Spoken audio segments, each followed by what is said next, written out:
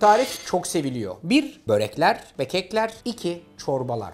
Haksız değiliz. Envai çeşit çorbamız var ama hep aynı çorbaların etrafında dönüyoruz. Var mısınız bugün birazcık değişik ama çok lezzetli bir çorba yapmaya? Cevabınız evetse doğru yerdesiniz. Bugün hep beraber sütlü bir brokoli çorbası yapıyoruz. Aynen şöyle başlıyoruz. Orta boy bir tencerenin içerisine 1 kaşık tereyağı ve dolu 1 kaşık zeytinyağı ekliyorum. Üzerine bir tane ince doğranmış kuru soğan ilave ediyorum ve soğanı çevirmeye başlıyorum. Hafif yumuşadıktan sonra bir tane sarımsak ilave ediyorum ve aynı şekilde çevirmeye devam. Sıra geldi brokoliye. Ya bu arkadaşa çok az şans veriyoruz, bak gerçekçi olalım. Sebze yemeklerinde kullanmayız. Garnitür olarak kullanmayız. Çorbasını da mı yapmayalım? Çorbasını yapmanın tam zamanı. 200 gram brokoli küçük küçük kesilmiş ve böyle baksana adeta sevgiliye çiçek.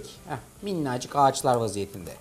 Atalım bunun içerisine. İyice yumuşayana ve hafif sönene kadar, özellikle kök kısımları böyle iyice yumuşayana kadar böyle çevire çevire pişiriyorsunuz. Birkaç dakika içinde brokoliler sönmeye başlıyor. Şimdi bunun içerisine önce şöyle dolu 2 tutam tuz ekliyorum.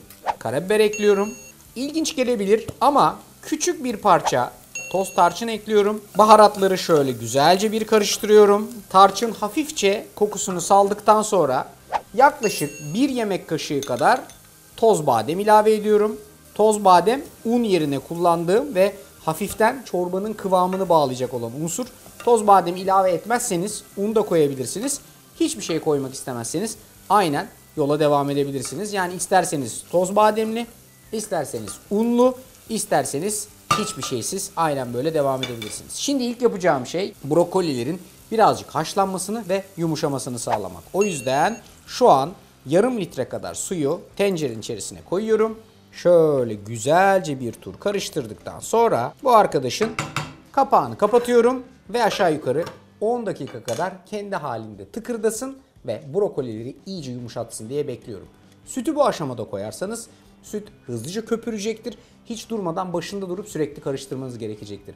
Oysa ki brokoliyi bir 10 dakika kadar böyle haşlarsanız ondan sonra sütü ekleyip pürüzsüz bir kıvama getirmeniz çok çok daha kolay olacaktır. Bu da bu işin püf noktası. 10 dakika haşlanıyor bu arkadaş. 10 dakikanın sonunda karşımıza çıkan şöyle güzel, dumanı tüten ve Allah sizi inandırsın mis gibi kokan bir brokoli çorbasının bazı. Bu dakika itibariyle içine eklediğiniz su miktarı kadar süt ekliyorsunuz. Yarım litre su eklemiştik. Yarım litrede sütü olduğu gibi içerisine ekliyorum. Artık ihtiyacımız olan topaksız, pürüzsüz, püripak bir kıvam. Bunun için de mutfaktaki en büyük yardımcılarından bir tanesi Bosch Ergomix el blenderından faydalanacağım. Bu arkadaşın bu bıçakları içeride hiçbir topak kalmamasını sağlıyor. 1000 watt güçlü. Bak böyle aletleri alırken güçlü motorları her zaman tercih edin. Çok daha uzun ömürlü olur. Çok daha uzun çalışır. Düşük motorlar az çalışır. Bir de şöyle üstünde bir ayar düğmesi var. Başlıyorum mesela. Önce hafif devirde buradan arttırıp 12. ayara gelene kadar arttırıyorum. Ve yüksek devirde içerideki her şeyi paramparça ediyorum.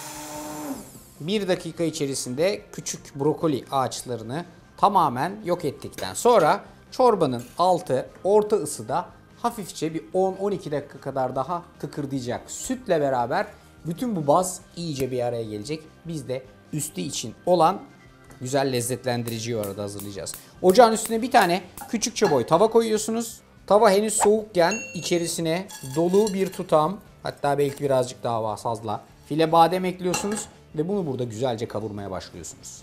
10 dakika hafif böyle karıştıra karıştıra tıkırdattıktan sonra servis ediyorsunuz.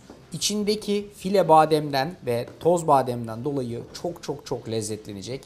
Son derece basit ve güzel bir çorba yaptınız. İşi birazcık daha böyle farklılaştırmak isterseniz üzerine yağ da yakabilirsiniz. Ama bence böyle de gayet güzel. Bu şekilde servis edin. Üzerine istiyorsanız çiğ vaziyette birazcık badem, istiyorsanız hafif yağ yaktıktan sonra birazcık badem serpip servis edin.